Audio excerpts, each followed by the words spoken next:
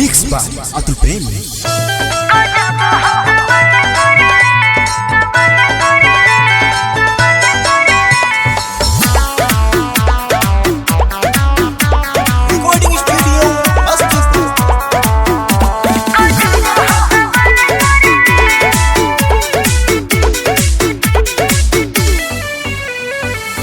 कहवा से सीखले बारू लोही कौन पाफे के जा रोहिया में निकले लू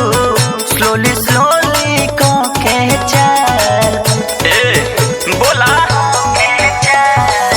कहवा से सीखले बारू लोही कौन पाफे के जा रोहिया में चले लू स्लोली स्लोली को के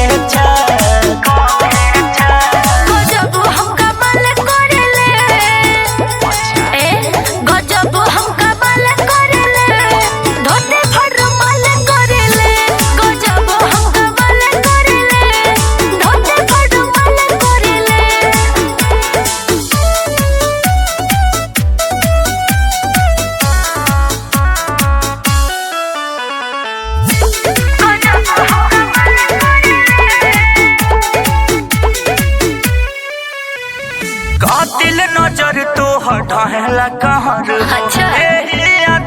घायल गाँव शहर हो रुपवे पसब के हो हमारा मरेला रहिया में देखे चाहल बात करेला बुझला कातिल नजर तो हटाला कहर हो घायल गाँव शहर हो रुपवे पसब के हो हमारा मरेला रहिया में देखे चाहल बात करेला अब हम थोड़ा थोड़ा तुह पे मारीले गजब हम कमाल करेले गजब हम कमाल करेले धोते फरमाल करेले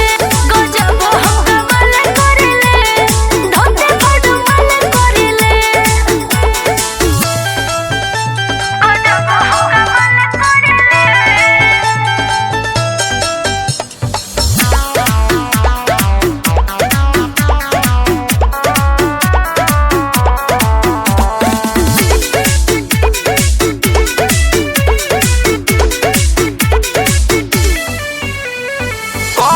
करा देबू तू तो हो घटना लोगवा त पीछे पड़ल हवे कतना दोस्त हमर ना बा उमरिया के दोस्त बा देखी के लोगवा तो होत मद होसबा